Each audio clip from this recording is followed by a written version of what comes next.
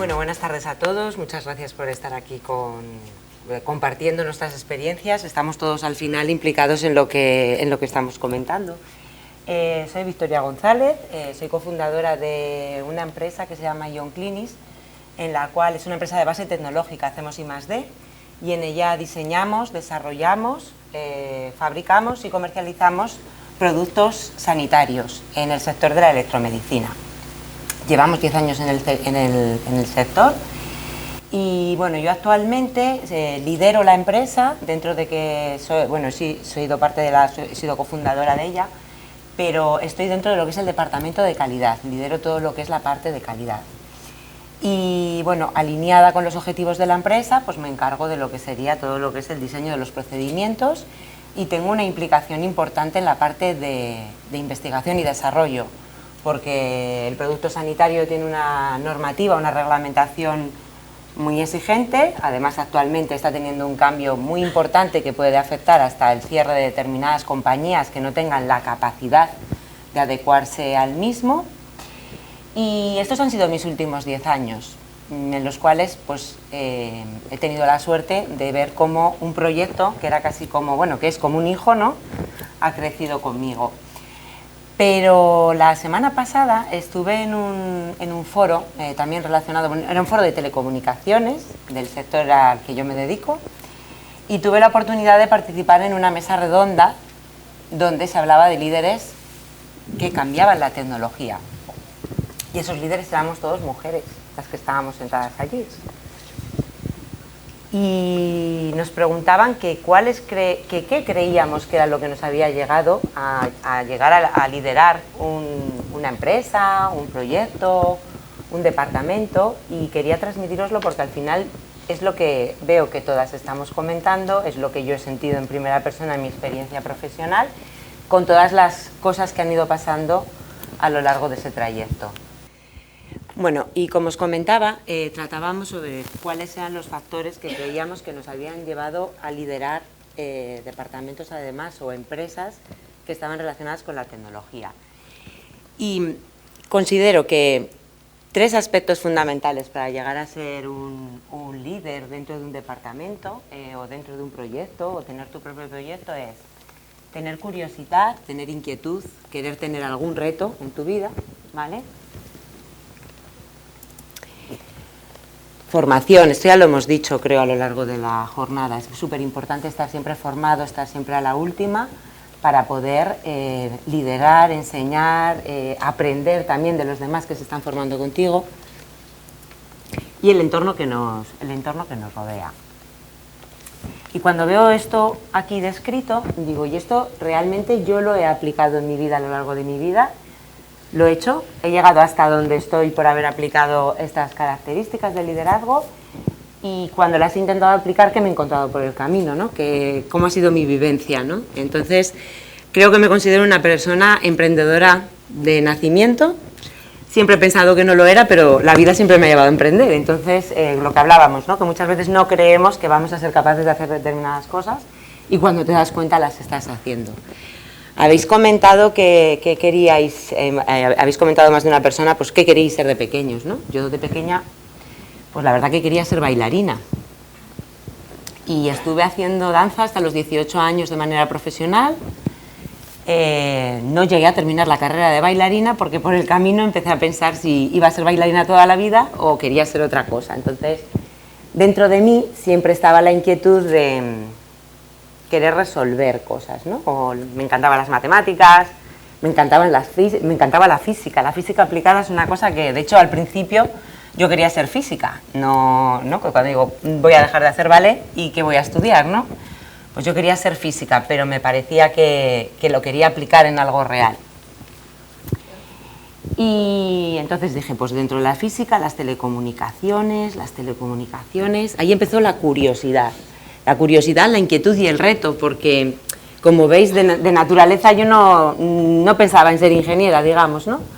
Y mi entorno, mis referentes, pues vengo de una zona donde todo el mundo se dedica a la minería, en Asturias, todo el mundo se dedica al carbón, tenía hombres todos dedicados a la industria y ninguna referencia relacionada con el mundo industrial.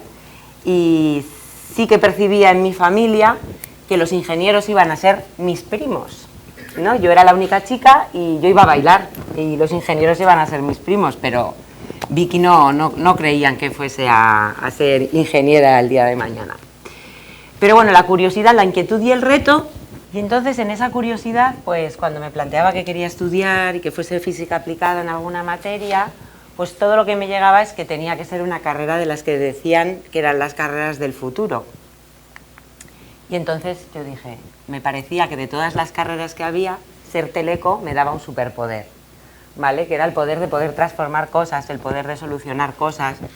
Y me lancé hacia ello sin tener, salvo como referente, el único referente que tenía era otro primo que tenía que estaba estudiando teleco, y era así como un poco el reto, ¿no? De los dos teleco, ¿quién va a terminar la carrera de ingeniería? Esta curiosidad la he tenido siempre, ya lo veréis ahora cuando os cuente mi trayectoria, pues os daréis cuenta que soy una persona curiosa, inquieta, que siempre quiero estar aprendiendo. Y esta inquietud me lleva a querer saber cómo aplicar esto con los conocimientos adquiridos, ¿no? Y poder hacer, pues dar solución, dar soporte, incluso innovar, que es lo que hemos conseguido hacer en esta última trayectoria. Y el reto de ser capaz de poder tener un proyecto propio, poder escalar ese proyecto, poder tener más proyectos, son características que yo creo que me han llevado a lo que soy ahora mismo, ¿vale? La formación, como habéis dicho muchos, la formación cuando nos dedicamos al sector tecnológico es prácticamente es intrínseca a nosotras. Nos tenemos que estar formando y nos tenemos que estar reciclando continuamente, pero también para ser líder es muy importante formarse en gestión. Hay a veces que somos muy buenos ingenieros y muy buenos en nuestra materia tecnológica, pero para liderar hay que adquirir más conocimientos que esos. Gestionar un proyecto, gestionar personal, gestionar un proyecto no es lo mismo que gestionar una empresa, y todo eso son conocimientos que hay que ir adquiriendo a la vez que se van adquiriendo conocimientos tecnológicos. Tengo más de 20 años de experiencia y la tecnología que me enseñaron en la universidad no es la tecnología que hoy en día se utiliza. Y el entorno que nos rodea, ¿vale? Por mi entorno, pues podría haber sido bailarina probablemente, porque todo el mundo me animaba a ser bailarina, aunque mi familia, los más cercanos, mi padre y mi madre, veían ciertas dificultades de futuro si me dedicaba al arte, a la danza. Entonces sí que siempre tuve el apoyo de ellos.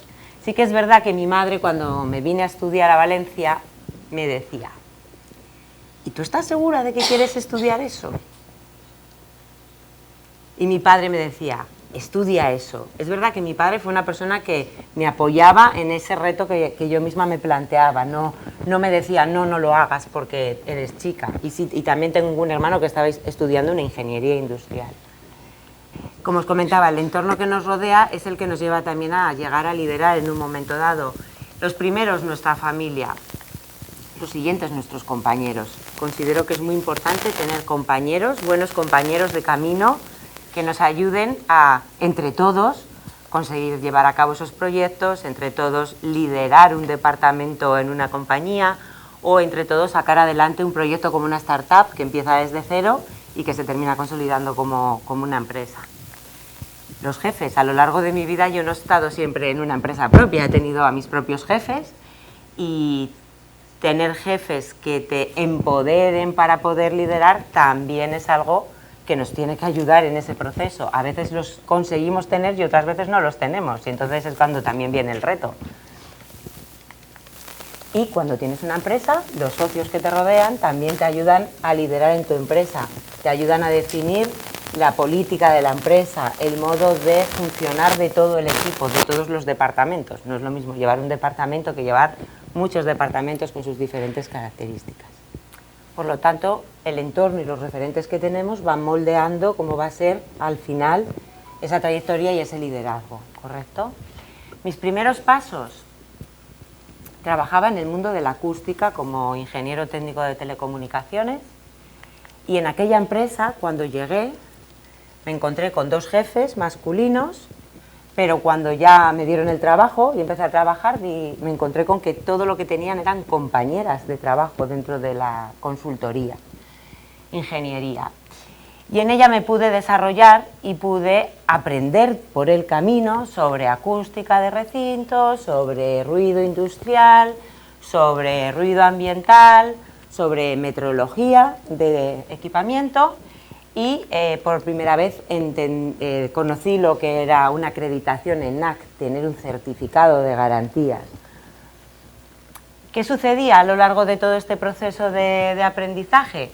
Pues que, bueno, en el sector del diseño de recintos y teatros no pasaba tanto, pero cuando yo iba a hacer mediciones de ruido a la industria, las cosas, aunque mis compañeras eran todas mujeres, cuando yo llegaba allí llegaba sola y la gente con la que me comunicaba eran todo hombres. Y tengo que reconocer que al principio, con 23 años, chica, en un entorno industrial, pues muchas veces hablaba y pensaba que no me escuchaban, porque era como que miraban para otro lado. Pero poco a poco, pues me fui haciendo mi camino porque tenía el reto de conseguir que al final no tuviese que escuchar a veces como escuchaba, que igual la primera visita la hacía con mi jefe y en la siguiente visita que llegaba yo sola era como faltaba alguien, faltaba la persona más importante que tenía que decirles el resultado, la solución, ¿vale? Entonces durante mucho tiempo, bueno, durante 2 años estuve ahí lidiando con situaciones de ese tipo, sobre todo en el mundo industrial.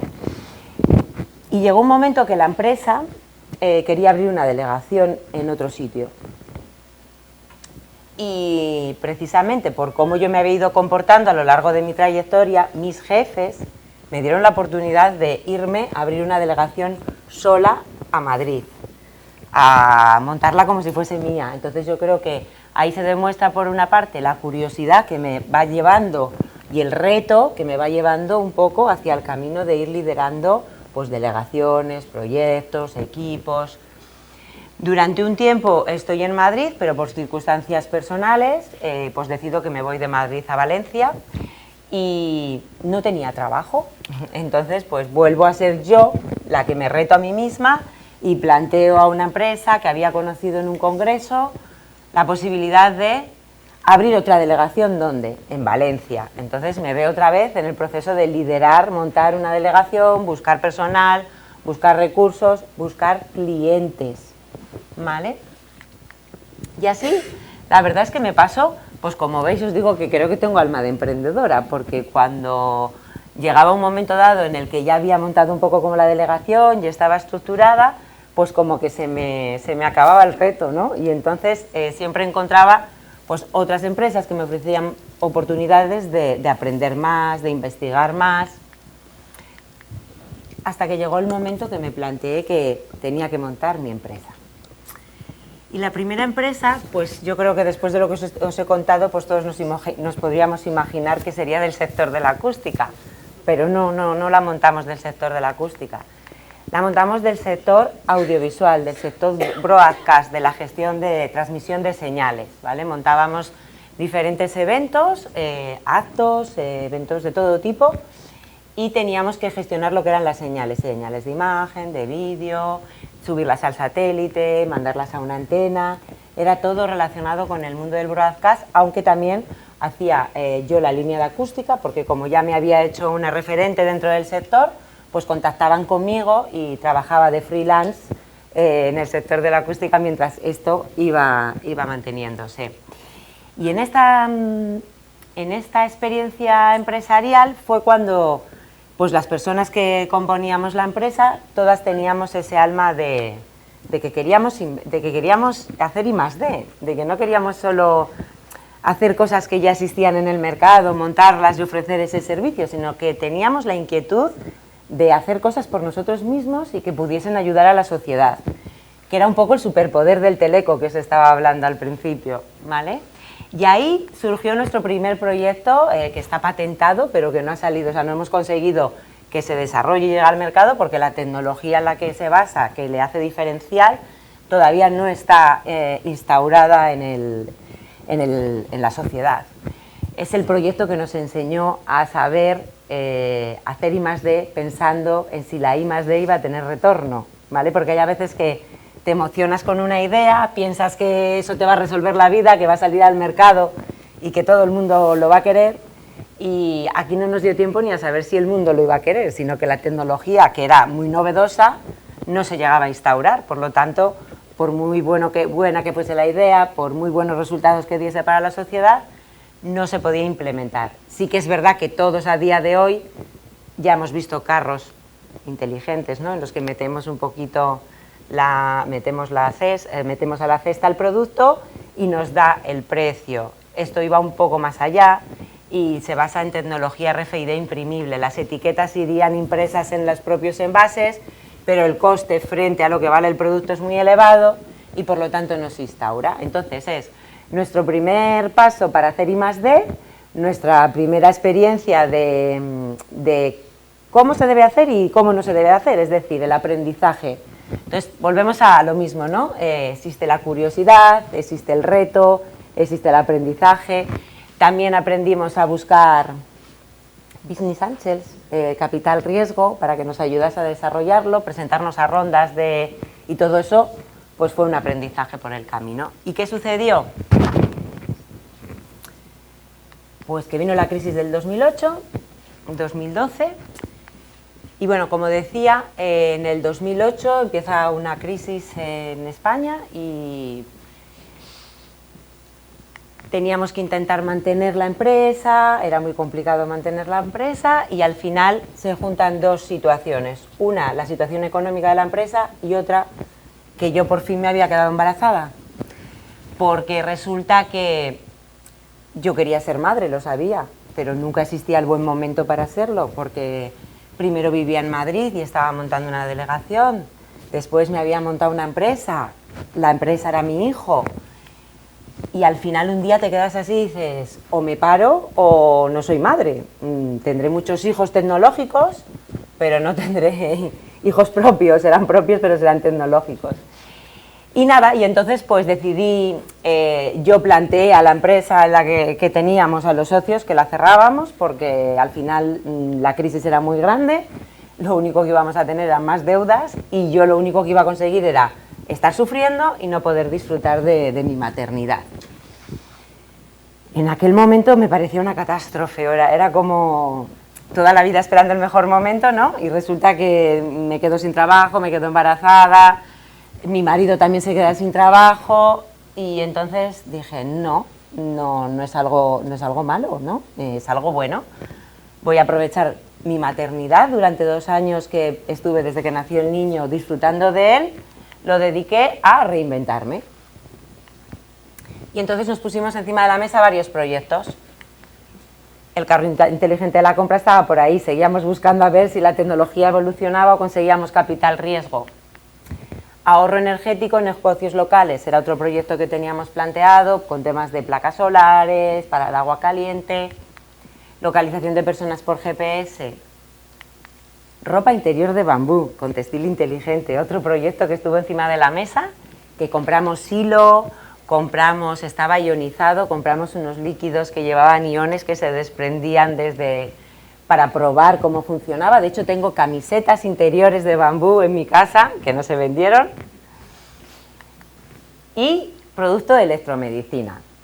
En este proceso de reinventarme, digo reinventarme, pero yo no me reinvento sola, tengo una gente detrás que también quiere participar en estos proyectos, pues es donde nos empieza a tocar aprender lo que ya habíamos visto, ¿no? Que cualquier proyecto no era al que había que lanzarse para desarrollarlo y tirar hacia adelante, sino que había que valorarlo. Y al final, de todos ellos, y ahí es donde digo yo que empieza el reto, el vértigo empresarial, ¿no? Porque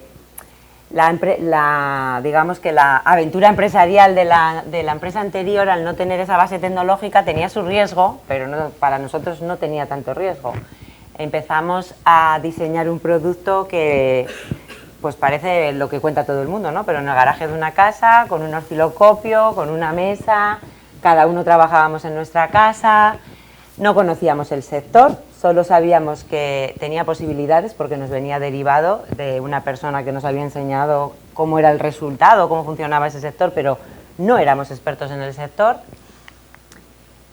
Queríamos vender online porque no teníamos recursos, no podíamos pagar a comerciales, o sea, no podíamos estar desarrollando un producto y luego tener pues no sé, dos comerciales que se recorriesen España y pagar los viajes y pagar los hoteles, queríamos vender online, no teníamos ni idea de los e-commerce, no estábamos en ese mundo tampoco. Y entonces, de todos los que formábamos la empresa, que éramos todos como muy ingenieros, pues claro, surge el... ¿Y quién hace la parte del marketing? ¿Y quién hace la parte de la venta online? Porque yo lo que quiero es diseñar el dispositivo, es lo que más me gusta, ¿no? La siguiente parte que viene es, y habrá que analizar el mercado, y habrá que ver el retorno, y habrá que plantearse, porque era muy de nicho en un momento dado, internacionalizar para que la cuota de venta fuese mayor y poder seguir teniendo ingresos para hacer I+D, porque en los 10 años que llevamos hasta el día de hoy, la I+D que hemos hecho, la hemos hecho con nuestros recursos propios. Hemos ido a pedir ayudas, a veces no las hemos conseguido, otras veces las hemos conseguido, pero las hemos rechazado porque las condiciones que se nos daban, una vez analizadas, una cosa es cuando la quieres, ¿no?, la ayuda, y otra cosa es cuando la tienes. Y cuando la tienes, tienes que asumir los riesgos que asumes, cómo la vas a justificar, si te va a dar tiempo a justificarla. Yo creo que a todo el mundo se le llena la boca diciendo, nos han dado una ayuda, ¿no? Pues que te den una ayuda es una responsabilidad muy grande, según en las condiciones en las que te la den, etcétera. Y tuvimos que hacer formación específica de producto sanitario, ¿vale?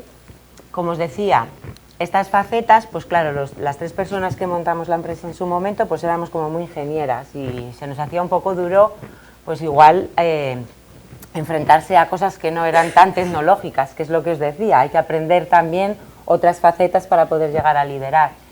Y parecía también que la única persona que podía llevar el marketing y el e-commerce era yo, porque era mujer.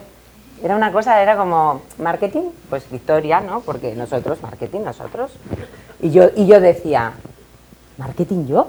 Sí, o sea, yo, mirar mi presentación, o sea, es muy básica, no tengo, es como que no tengo un mega gusto para diseñar cosas, pero es verdad que como tenía la parte de analítica de datos y todo eso, pues al final, como a mí me gusta el reto, ¿no?, como soy inquieta, y como la parte de calidad y certificación la había conocido al principio en la empresa de acústica, dije, yo creo que lo puedo hacer todo a la vez, más cuidar a mi hijo, que seguía en casa, que ese niño seguía en casa. Y os cuento que una de las tres personas que está en este proyecto es mi marido, es decir, que alguien tenía que estar con el niño, ¿vale? Entonces, tuve unos primeros años en el que me centré sobre todo dentro de la empresa en lo que era montar ese canal de venta online y nada, hemos estado vendiendo online los 5 primeros años un producto de electromedicina que dio lugar a que esto generase un cambio en el producto, o sea, en ese sector del producto sanitario, es decir, nuestros competidores empezaron a decir, ¿y estos quiénes son? Con los tranquilos que estábamos nosotros aquí, con nuestros comerciales que están vendiendo en la calle, llegan estos chicos que no son ni del sector, no tienen nada que ver con la medicina y nos van a cambiar las reglas del juego. No se las estábamos cambiando nosotros, se las estaba cambiando el momento tecnológico, lo que pasa es que nosotros fuimos los primeros que apostamos por ese modo de venta porque no teníamos dinero en aquel momento, ¿vale? El resultado de ese esfuerzo ahora mismo son 2 dispositivos sanitarios en el mercado certificados en Europa. Los mismos dispositivos están certificados en Brasil, que tiene todo su proceso específico. Es como vender en otro sitio otro producto porque hay que partir casi de cero, aunque la parte técnica, lo que es el dispositivo es el mismo, pues las normas van cambiando. Actualmente se está registrando en México. Tengo que contaros una cosa que tuvimos que hacer durante el COVID, que para nosotros fue, bueno, para todo el mundo fue algo muy fuerte, pero a nosotros como empresa nos sucedió que el primer dispositivo es el dispositivo EPTE System y es para el tratamiento de patologías del sistema musculoesquelético, ¿vale? Y el segundo dispositivo es también para el tratamiento de patologías del sistema musculoesquelético, pero también para el sistema nervioso central y periférico. Ese dispositivo nos costó 2 años de desarrollar, ejecutar, fabricar y certificar, con la gran suerte de que estábamos ansiosos de sacarlo al mercado y poder empezar a recuperar dinero de esa I+D que habíamos ido sacando de nuestro bolsillo, porque llegó un momento que lo que entraba y lo que se gastaba no estaba equilibrado, gastábamos más que entraba para desarrollar. Tuvimos que tomar decisiones también, pues de ajustar personal, pues lo que es una pequeña empresa. Y el certificado sanitario nos lo dieron el 29 de febrero del 2020 y 15 días después no se podía vender nada, teníamos que estar todos en casa y había que aguantar la deuda que tenía la empresa por la I+D que habíamos hecho, o sea que la cosa era bastante complicada. Pero bueno, creo que como nos caracteriza el reto y nos caracteriza que teníamos que poder estar allí, además se nos había ocurrido contratar a comerciales 15 días antes, porque pensábamos que este producto ya no se podía vender online por las características que tenía, había que combinar el online y el offline, y en aquel momento decidimos que nos quedábamos con los comerciales. O sea, os soy clara, ¿no? En una situación así, pues nos llegábamos a plantear que acabábamos de contratar a unas personas que no hacían ni 10 días que estaban en la empresa y podríamos haber dicho, no han pasado el periodo de prácticas y lo siento mucho, pero tiramos para adelante, nos quedamos con ellos y decidimos que durante el periodo de confinamiento, cuando todo ya se tranquilizó y todos estábamos ya un poco, no al principio, ¿no?, pues se les hacía formaciones de ventas, todo lo que íbamos a hacer en esos primeros meses, si hubiésemos tenido una actividad normal, pues se lo hacíamos online y estuvimos preparados para que nada más que se pudo empezar la actividad, pues salir con el producto al mercado. Y bueno, pues al final conseguimos salir en el periodo en el que se podía empezar a trabajar y el producto cubría una demanda de mercado y tuvimos la suerte de que cuando empezamos a venderlo, pues conseguimos venderlo, no como se espera, en unas condiciones que no fuesen de post-COVID, digamos, ¿no?, o de vuelta a la normalidad, pero aquí estamos, hemos conseguido retornar toda la I+D, hacemos formaciones específicas a nivel nacional y también en Europa, en los países donde se venden. ¿Y dónde estamos? Pues ahora volvemos a tener músculo económico para poder, otra vez en nuestra línea, pues sacar nuevos desarrollos que tienen que cumplir el nuevo reglamento, que presenta cambios bastante significativos y que todo el mundo nos dice que puede dar lugar a que determinadas empresas desaparezcan del mercado. Esperemos que no seamos nosotras, ¿vale?, que no seamos nosotros. Y bueno, los cambios están relacionados con temas de investigación clínica, el software se considera un producto sanitario, aterrizan fuertes tecnologías como la inteligencia artificial y temas de ciberseguridad. Los nuevos dispositivos que tenemos entre manos, además de hacer un tratamiento, almacenan información, lo suben a la nube, aprenden y de lo que aprenden pues vamos mejorando los tratamientos de las personas. Incluso creemos que conseguiremos caracterizar los tejidos desde el punto de vista como una bioimpedancia, como si fuese una resistencia, un condensador, ¿vale? Este es el resultado al final de todo lo que os he estado contando, ¿no?, de inquietud, de curiosidad, de formación continua, de reto. ¿Y cómo se consigue todo esto? Pues como os he dicho, esto se consigue con un equipo, o sea, si tú te rodeas de gente con gran talento, pues todo puede salir bien, ¿no? Tenemos un departamento de ingenieros que también se tiene que reunir, porque al final, como está relacionado con la medicina y con la resolución de patologías, con profesionales sanitarios que nos dicen, tenemos este problema, no conseguimos resolver esta patología, ¿cómo lo podemos hacer? Y nosotros analizamos lo que hay en el mercado y buscamos qué diferencias podemos encontrar, incluso pues sacamos técnicas, generamos corrientes nuevas que no tienen evidencia, para las cuales hay que sacar evidencia, porque tenemos que dar garantías de seguridad al paciente cuando se le aplican las mismas. Equipo multidisciplinar, departamento de marketing, comerciales, contables, todos son importantes. Sin ellos no podemos hacer I+D y sin la I+D ellos no pueden hacer su trabajo. Entonces hay que saber liderar ese conjunto de personas y además alineado todo con las exigencias del reglamento y los estándares que exigen al producto sanitario. ¿Satisfacciones de todo esto?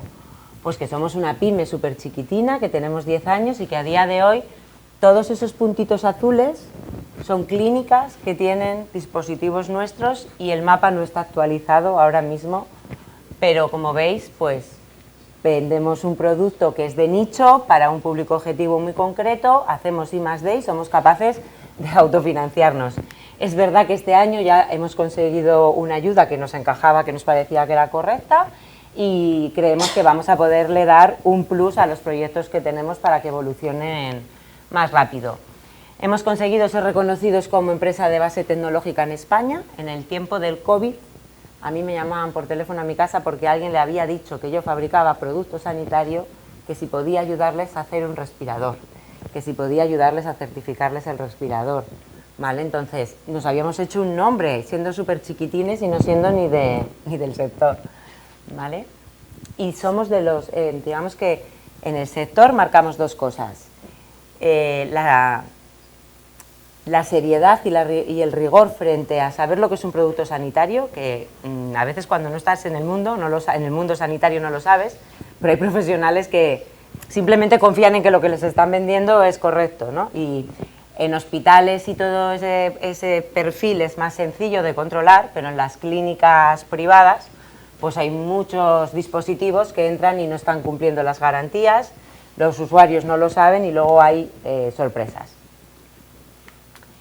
Satisfacción, pues recibir el reconocimiento por ser una empresa de base tecnológica, pues por nuestro propio colegio al cual pertenezco, el Colegio de Ingenieros Técnicos de Telecomunicación, y justamente después del COVID, Unión Profesional nos dio también premio a la I+D, no en sí mismo a la parte de lo que es la empresa, sino a la I+D por cómo habíamos ido evolucionando y desarrollando todos los dispositivos. Y al final creo que lo que todas queremos es que esto que os he contado tenga una visibilidad. Y Silvia también hablaba de, ¿cómo era? El síndrome de la impostora. Y un día de repente, pues alguien me llama por teléfono y me dicen, Jolín, que es que hemos pensado en ti para hacer una campaña que vamos a colgar por toda Valencia, en los autobuses, por las zonas de las universidades. Y yo decía, ¿de mí? Digo, no sé qué tendré de interesante. Pues es lo que hablamos, ¿no? Que al final haces las cosas, no te das cuenta de todo lo que vas avanzando y de todo lo que vas retándote, y sí que hay gente que al lado tuyo se da cuenta de que eres un referente, ¿no? Para que otros lo puedan hacer. Entonces, bueno, esta es una campaña que hace la Universidad Politécnica de Valencia, ya sé que estamos en la Universidad de Valencia, pero al final todas trabajamos por lo mismo, ¿verdad? Que es la visibilidad, y en este caso en concreto la campaña lo que pretende es dar la visibilidad a las carreras técnicas, a que la gente de la calle sepa que los reales influencers de la sociedad pues no son igual el Rubius o no, son otras personas que son las que hacen que el Rubius pueda hacer un directo, que mi hijo pueda estar conectado viéndolo, que la wifi de casa funcione, y entre esos perfiles no solo eran perfiles digamos tecnológicos, estaban representados pues todos los que aparecen en la universidad, ¿no? Pero desde un informático que estaba haciendo los dibujos de los Minions, la serie de Minions, cosas así. Y la visibilidad no solo la hago a este nivel. Ayer estuve en el cole de mi hijo con sus niños, con los niños, y estuve haciendo una charla. Son niños de 10 años y es la segunda vez que voy. Ya me conocían y pensaba que iban a decir, ya está aquí otra vez la mamá de Vicent contándonos lo mismo. Pues me encontré que tenían un montón de inquietud por contarme cosas, porque como ya me conocían, pues me preguntaban muchas cosas, y yo personalmente vi un cambio del año pasado a este año frente a cómo preguntaban sobre una carrera tecnológica, sobre qué se puede conseguir, dónde se ven las cosas que estudiamos, que decíamos a veces las matemáticas nos dan miedo, pero es que tampoco sabemos dónde las van a aplicar. Entonces, como no sabemos dónde las van a aplicar, ¿para qué las vamos a estudiar, no? Y nada, daros las gracias por haber escuchado mi experiencia. Espero que os haya parecido interesante y que pueda valeros de ejemplo.